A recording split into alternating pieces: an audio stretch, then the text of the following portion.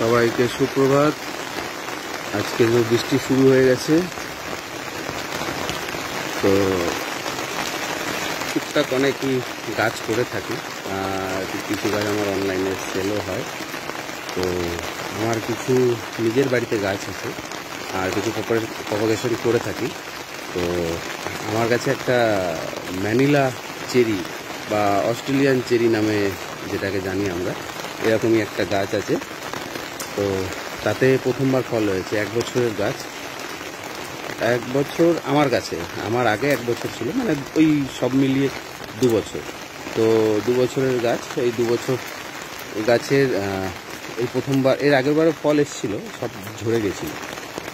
তো যা হোক করে সয়েল প্রিপারেশন এটা সম্পর্কে সব কিছু বলবো, তার আগে আমি গাছটা দেখিয়ে দিই।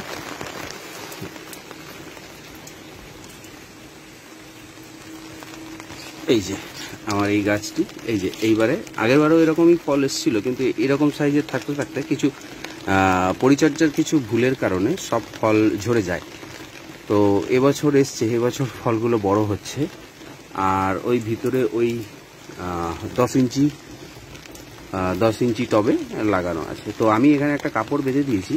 এইবার এই প্রথমবার একটা ফল পেকেছে, এবার আমি সেটা দেখাবো যে কেমন।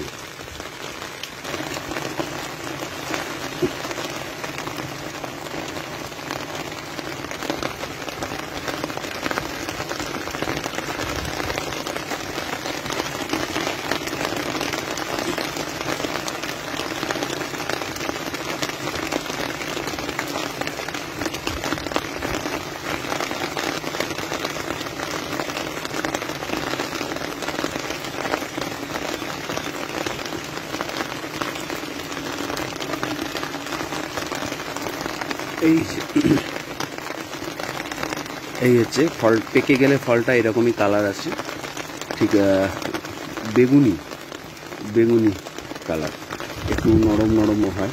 তো এটা হচ্ছে এটা সাইজটা ঠিক টেনিস বল, এটাকে টেনিস বল চেরিও বলা হয়। এর সাইজটা ঠিক টেনিস বলের মতন। এই যে দেখতে পাচ্ছেন, প্রায় 1.2 ইঞ্চ হবে এভাবে, আর প্রস্থ তো প্রায় নিয়ার অ্যাবাউট 1.5 ইঞ্চ, একটু সাইজে বড় হয়। তো এটা হচ্ছে টেনিস বল চেরি, দেখালাম। এছাড়া গাছে অনেক ফল আছে, এই একটা ফল পেকেছে, আর বাকি ফলগুলো একটু সাইজে ছোট। আরও আছে আমার গাছটি, এই যে এই মাথাটার দিকেও ফল আছে।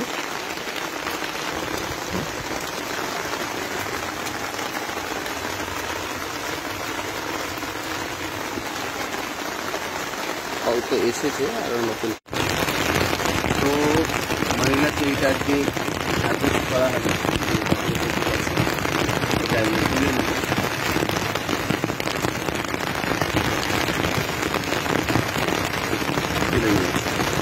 এই যে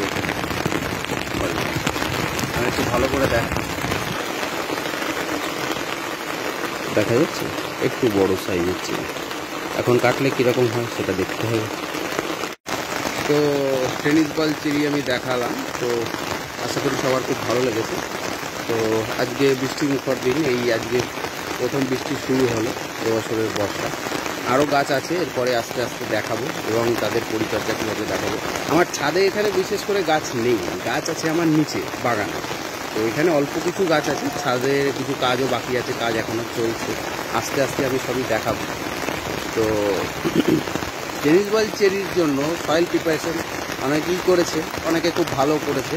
তো আমি আমার মতে যেটা করেছিলাম, আমি কিছু অ্যাকচুয়ালি এই চেরি জাতীয় ফলের গাছে গোড়ায় যাতে জল না জমে, এই জন্য আমি ইটের গুঁড়ো বা যে ইট ভাটাতে যে ইটের গুঁড়ো পাওয়া যায়, সেই ইটের গুঁড়োগুলো আমি ব্যবহার করেছিলাম সয়েলের সঙ্গে। তাই জন্য এটা প্রত্যেক দিনই জল দিতে হয়, জল একদম থাকে না, কিন্তু জল রেগুলার দিতে হয়। জল একদিন বন্ধ করে দিলে এর পাতা ঝরা শুরু হয়ে যায়। আবার জল যদি স্ট্যাগ হয় তবেও কিন্তু পাতা ঝরে যায়। আর সয়েল প্রিপারেশন সম্পর্কে আরও কিছু বলবো, এই নর্মাল একদম খুব সাধারণ অর্গানিক ভার্মি কম্পোস্ট আছে, পাতা পচা সার আছে কিছুটা, এসব দিয়ে শস্যের তেল দিয়ে মাটিটা প্রিপারেশন করা, আর কিছু নেই। দেখতেই পাচ্ছেন তার ফল, এবারে অনেকই ফল ধরেছে, গুটি সেট হয়েছে, কিছু অনেক ম্যাক্সিমামটা ঝরেছে, তারপরেও অনেকটাই গুটি এখানে ধরে গেছে। তো এই যে এখানে আমার কিছু গাছ আছে, এখানে হচ্ছে আপেল গাছ, HRMN 99 অ্যান্না টর্সেট গোল্ডেন অ্যাপেল প্ল্যান্টগুলো রয়েছে, এগুলো 1 বছরের গাছ। আর এখানে কিছু গোলাপ আছে, এই গোলাপগুলো হাইব্রিড, এই গোলাপগুলো আমি নিজে তৈরি করেছি, গ্রাফটিং করে তৈরি করা গোলাপের চারা থেকে। তো সবাইকে বৃষ্টির মুখর মঙ্গলবার তার শুভেচ্ছা বার্তা জানিয়ে টাটা। এরপরে এখন রেডি হতে হবে, হয়ে অফিস যেতে হবে, আবার আসবো অন্য কোনো ভিডিওতে। সবাই ভালো থাকবেন, সুস্থ থাকবেন, আর সবাই গাছ লাগান। ফুল গাছ হোক অথবা ফল গাছ হোক, যে কোনো গাছ লাগান, দেখবেন খুব ভালো লাগবে।